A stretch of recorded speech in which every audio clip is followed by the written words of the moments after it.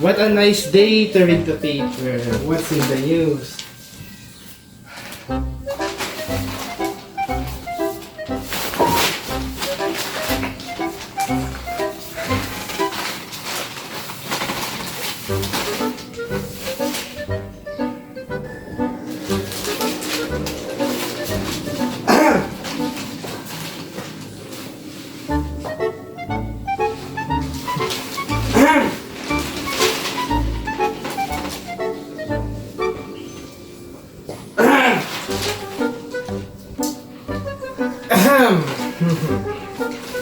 Father, What?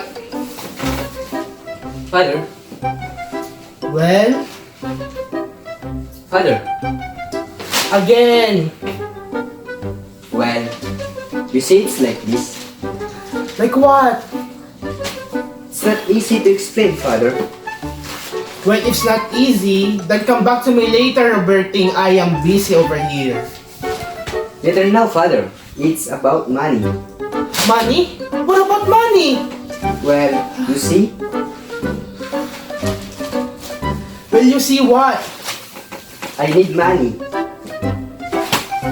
I need money? What for? Aren't you already working? Yes, but it isn't enough. How much are you earning? 800, Father. 800! You're already working as much as your father. Then you're asking for money? You don't understand me, Father. I don't understand. Robertine, you're already working as much as me. Don't misunderstand me, Father. Aba, you are saying I'm not understanding you. Now, you are saying to me to understand you? Make up your mind, Robertine. You see, Father? What am I driving? I want my old allowance. Your old allowance said you are working as much as me. You are earning 800. Robertine, isn't that enough? I have so many expenses, Father. So many expenses. Have you already been saving to the bank? How can I save anything? How can you save anything? Robertine, haven't you already saved in the bank? I already gave you a lot of money back then. Then at least, what type of gifts do you give to your girlfriend, ah?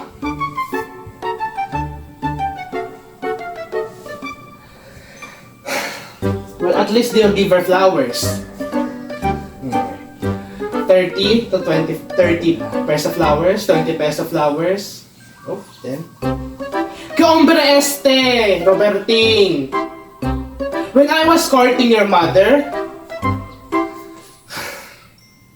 I only gave her money and balot. And now you only give your girlfriend some flowers? You're so basic. Yes, I remembered quite well. When my mother used to say, after you used to give me money or balut, kakuripot naman, she'd say, pero Petra, this son of ours is earning 800. He doesn't give us a centavo for house expenses. And on top of that, he's asking for his own allowance. Where in the world have you heard such a thing? I know a place where children work and don't give their parents money and still ask for the allowance. Where? In the Philippines. Aba, how ilustrado you are, Petra. You're not going to get a centavo. But mother, if you have no money to ride in a taxi, take a jeepney. Jeepney to visit a girl? Ah! Francisco, huh? I'm calling the servant. Demonstrate with that servant, having the same name as the owner of the house. I'm going to kick him out soon. He broke your plate again. Again? I don't know why he always break my plates. He never break your plates. Or Robert's. Or Nana's. No, he break my plate. Opo, Senora. Did you make that sign that I told you? The one you told me to make? Of course. The one you told me to write wanted a muchacho. Yes, Don Francisco. Huh? I'm talking to the servant. Well, did you do it? No, Senora. I didn't make it yet. And why not? I forgot how it should be worded. I suddenly remember now. You stupido. Hala, go out and make it immediately. Where's Lena? Asleep in her room. At this time, it's 11 o'clock. Anyhow, it's Sunday. Has she heard Mass? I suppose she did at 4. So, Lena went to the party without a chaperon? It was the first time. I hope nothing happened. What could have happened? We discussed this already yesterday. Yes, I know, but imagine a Filipino girl going to the party without a chaperon. After all, she didn't go out with friend alone. She went with her friend, Lolita and Rudy. Yes, those two girls, since they are abroad, they've been trying to teach our daughter of all the wrong things they learn from those places. Wrong place? You subject, Francisco. Are you through with that so soon? I finished it last night, Senora. Last night, Opo, Senora, but I forgot where I placed it. stupid kayo ng taong to. Let me see it. Wanted, a muchacho. Alright, hanging out there at the window.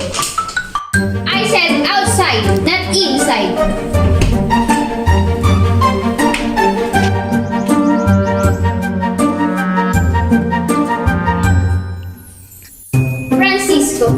Francisco, he had to be my namesake. As I was saying, Francisco. We're talking to my Petra or the servant? Francisco, what are you still doing here? Go back to the kitchen. You were saying Petra? As I was saying, I think you're very unfair with Nina after she's grown up. Petra, my dear, virtue is ageless. I know that, Francisco, but chaperoning really old-fashioned name. Old-fashioned? Maybe, in some other civilized countries. But is it Philippines civilized? In many ways, yes. But in some ways, it uncivilized. Ay, Francisco, if Saturnino Balagtas, our great patriot, should hear you now. Where did you get that idea, Balagtas? First name is Saturnino. You mean Francisco? Saturnino Francisco, put it O. Yes, that's why when you call out my name, Francisco Muchacho rushes in. Anyhow, our women take care of themselves. Are you sure? Especially if they receive an education. For instance, our Nina is in her senior year in education at the University of Santo Tomas. She's ever taking some courses in home economics. I suppose that make her immune from any moral faults. Moral faults, Francisco? Ay, ke, sagrado naman to. No, what I mean is that Nena is better educated and more enlightened to take care of herself. This Petra naman, you don't see the point. Education is even a university education with all the letters of all the alphabet after graduate's name, AB, BSE, LLB, PhD, is not moral education. Training mind is not training the heart. But if the mind is trained, why the heart will be ruled by the mind? No, Petra, if a person is intellectual, it doesn't make ipso facto make him moral. Ipso facto, Francisco, that's very deep for me naman, Francisco. Very deep. Our daughter Lena will fall in deep water if you don't watch out. Ah, you're so apprehensive, Francisco. Did you call me, Senora? Hey, you!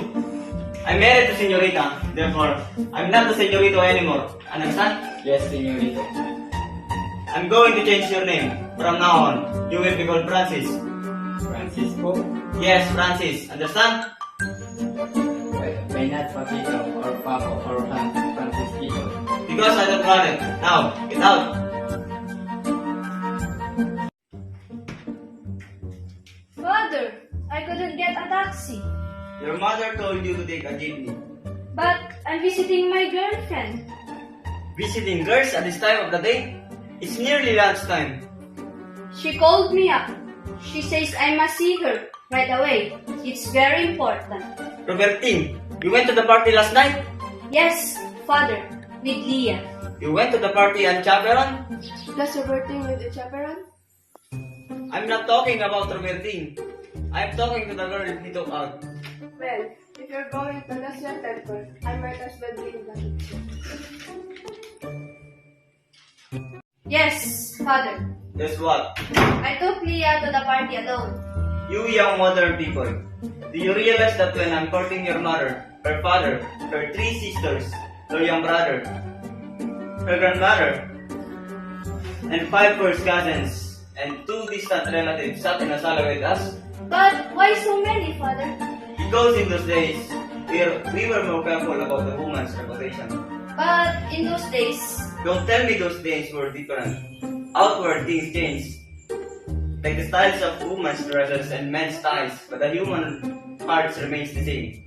but in other countries, Father. There you go. In other countries, the Philippines is different, my son. Our climate, our tradition, our innate psychology, all this make our people change, different from foreigners. But my girlfriend has studied abroad, Columbia University pa. Filipino girls who have studied in other countries acquire to outward of customs and mannerisms of people with traditions and temperament different from ours. Filipino girls can easily change their temperament. It is inborn. Somebody's at the door. Francis! Francis, sir! Francis! Who's Francis? A servant. I gave him a new name. Francis! Paquito! Opo, senyorito. No. My son here is the señorito, but I'm the señor. See who's knocking. Tell him to sit down.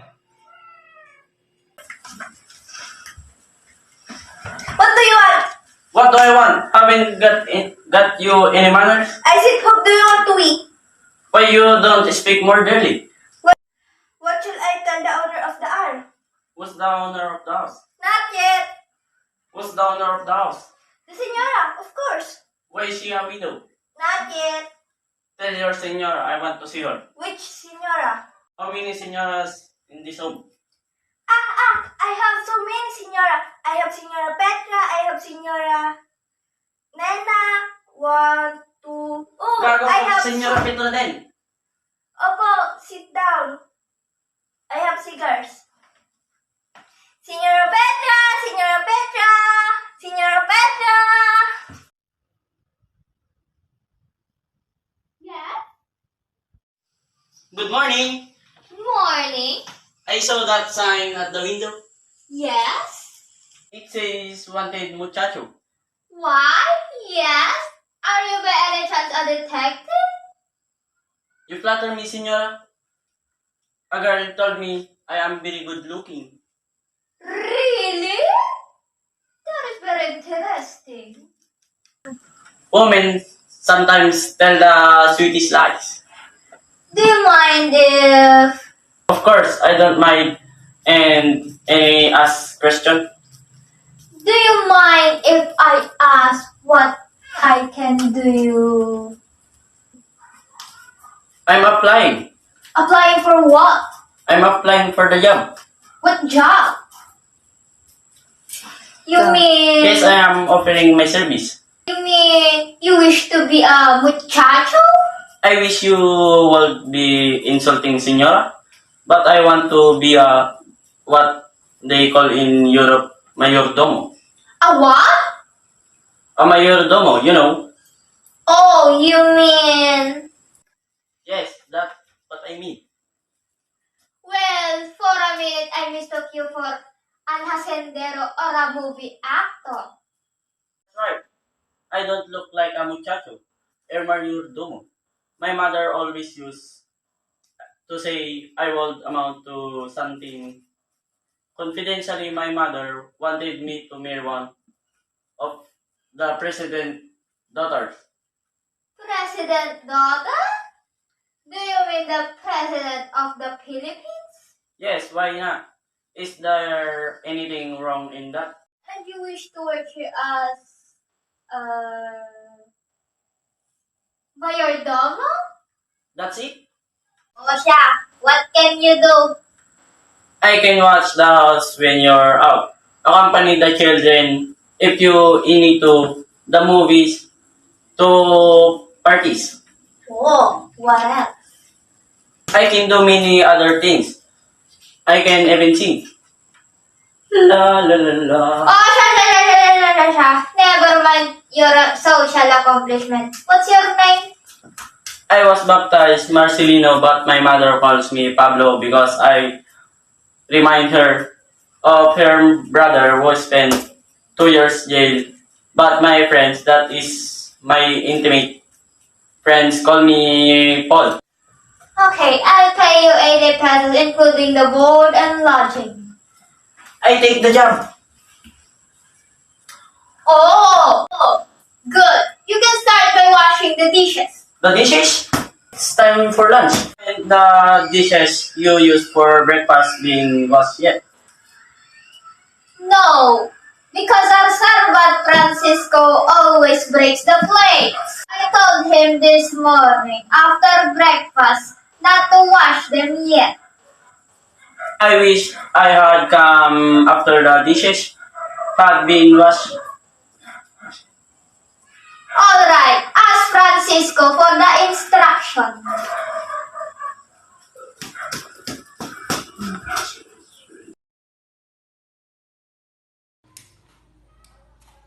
Oh, good morning!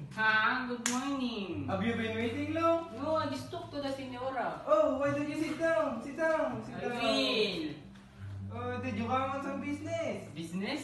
Oh, business of a soul. Oh, that's good! That's good! That's a nice long robe you're wearing. Oh, you like it? You like it? Yes, and certainly I'm going to buy extra one like that. Hmm. Thank you! Imitation, they say. Subsless form of flattery. Of course, mine will be more expensive. Undoubtedly, you must be a man of means. Of means. Well, sort of means. I wonder what's the line Francisco? Francisco? I am Francisco. Ah, you are Francisco. Yes. Well, if you are Francisco, the senora told me to ask you the instruction. Instructions? What kind of instructions? I suppose she means instruction for washing the dishes and all sorts of things. Dishes? All the sort of things. What do you mean? Are you the servant? Come again? Are you the servant? Servant! I am the owner of this house. Oh, the owner. Excuse me. I suppose this is the way to the kitchen. Go to the kitchen. Petra! Petra! What? Look, it's so messy. Clean this up. Fast, servant. Servant? I don't know how to clean. Francisco! Francisquito! Paquito! Francis! Hey, I don't know Yes, how to senora. clean. Look, oh, so dirty. So dirty. Clean that. It's so messy. Me? Yes. That's why I hired you. Diba? Senora, I don't know how to clean. That's why I hired you. No, senora, clean this up. Here, What do you mean? there's another one. Use this. Francisco! I don't know how to clean. How to do this? Ay! Anong gagawin ko dito?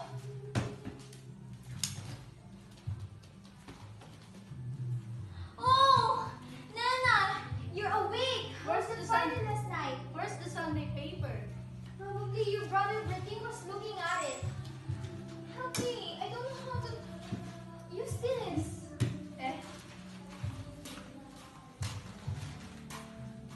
Good job, senora. Francisco is out. Francisco is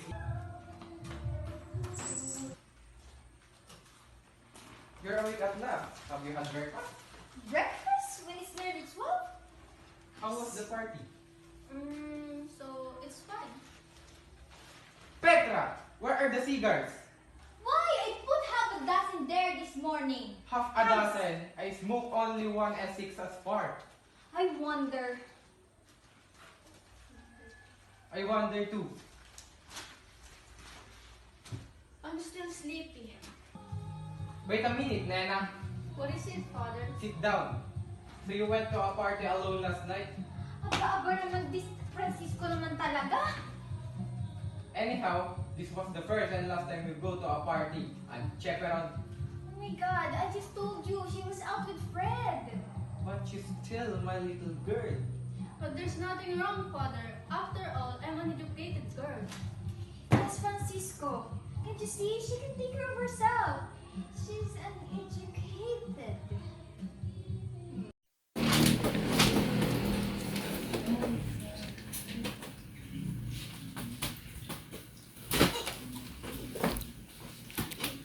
So, you're awake. How was the party last night? So, why are you here? I couldn't hire a taxi, no money. I told you to take a jeepney. Anyhow, I can see her this afternoon. Incidentally, I saw Fred's mother a while ago. Fred's mother? She was near Martinez taxi station. What were you doing at the taxi station? I'm trying to get a taxi on credit, I suppose. Anyhow, Fred's mother. What about her? She said she was coming today. What for? She didn't tell me. Fred's mother? You mean the young fellow Nena wants out with last night? Yes, Father. Did you say was she coming? No, but she seemed sore at me. In fact, she seemed sore at you too, Father. At me? She said, tell your Father Kiko I'm going to see him. She called me Kiko. Yes. Did she say don't Kiko at last? No, she simply said Kiko. Aba! Dinner's ready. Hey, don't shout that loud. Who's he, Mother? He's the new mayordomo. Mayor what? He's the new servant. Hoy! What do you mean, hi? My name is Pablo. You can call me Paul. My name is Francisca. The senior called me Francis, but I prefer to Paquito. I want hunt another amo who used to call me Frankie. What do you want? The senora wants you in dining room What for? to serve the dish. That's your job. I'm not muchacho.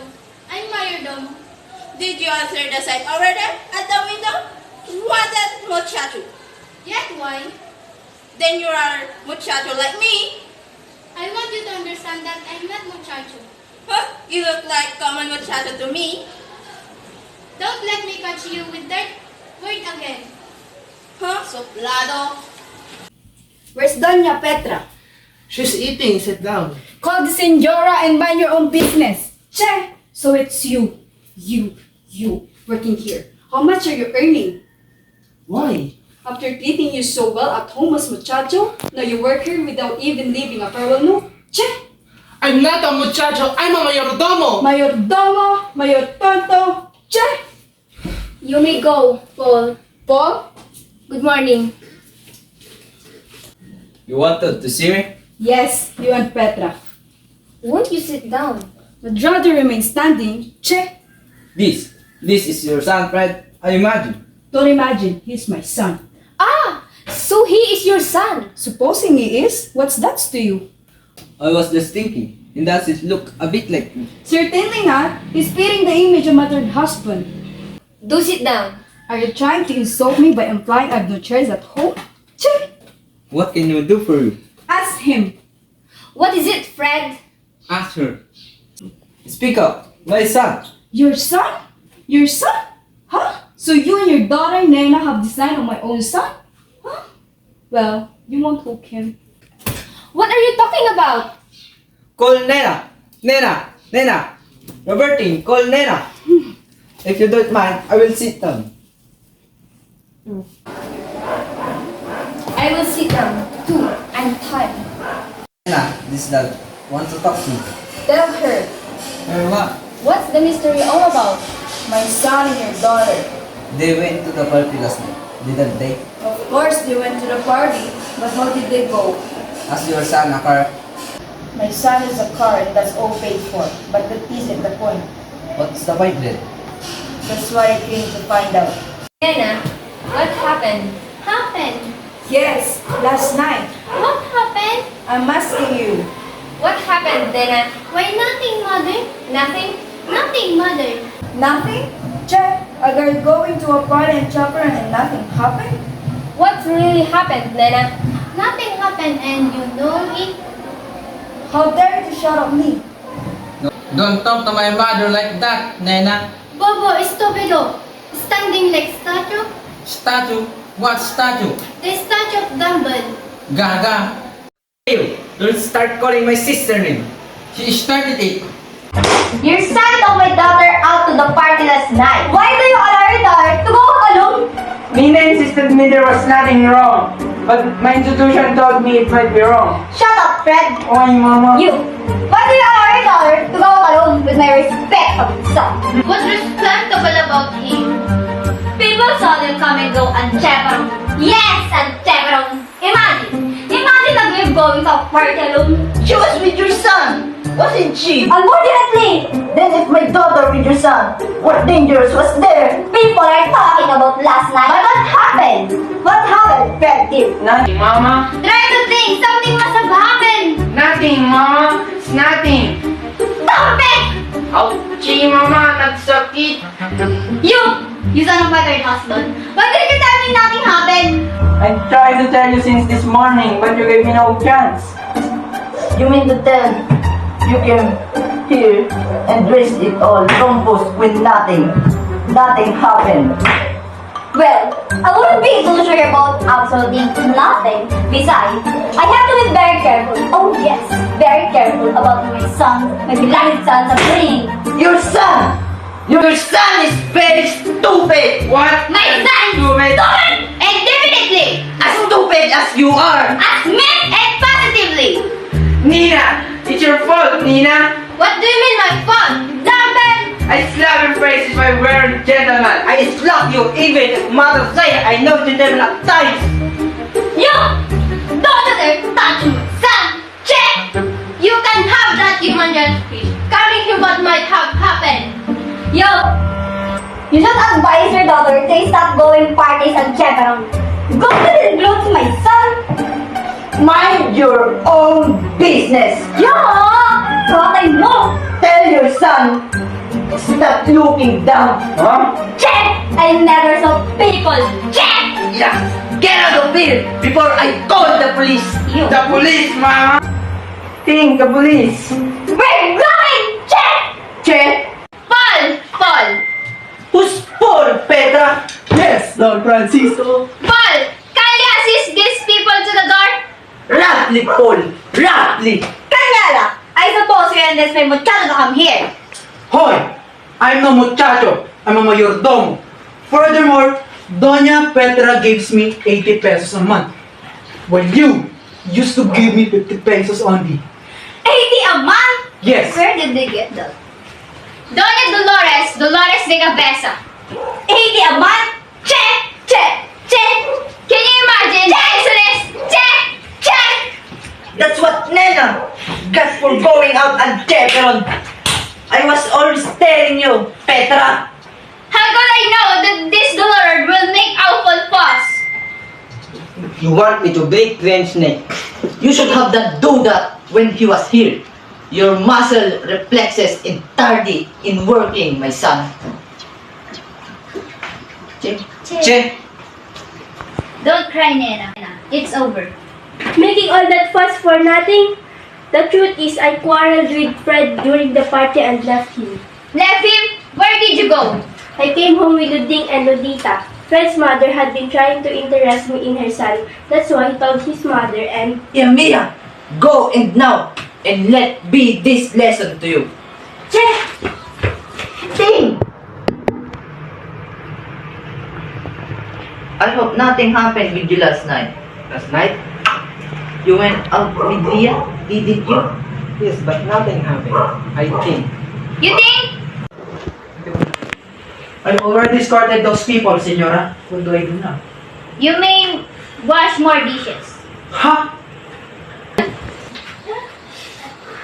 Hoy! Where did you get that cigar? Somebody gave it to me. Who? Francis, senor. So, Mayordomo, smokes, honors, cigar. Hoy! Mayordomo! Your walis! Mayor yabang! Get back to the kitchen, Francis. I'm still the servant here, Senora. Yes, I suppose we'll have to be with you for a while. Come on, dito ka na. I won't have to put out a sign anymore. Wanted a muchacho. No! Make another wanted a chaperon. Wanted chaperon? Yes! For our daughter Nina. Que vergüenza. I heard mother will chaperon Nina. Roberti. What is it, mother? Is that your girlfriend, Leah? Yes, why? And who is that old man along with her? That's father? And he is carrying something. He's carrying a gun. Tell them I'm out. Ay, Petra! We need 2 chaperons!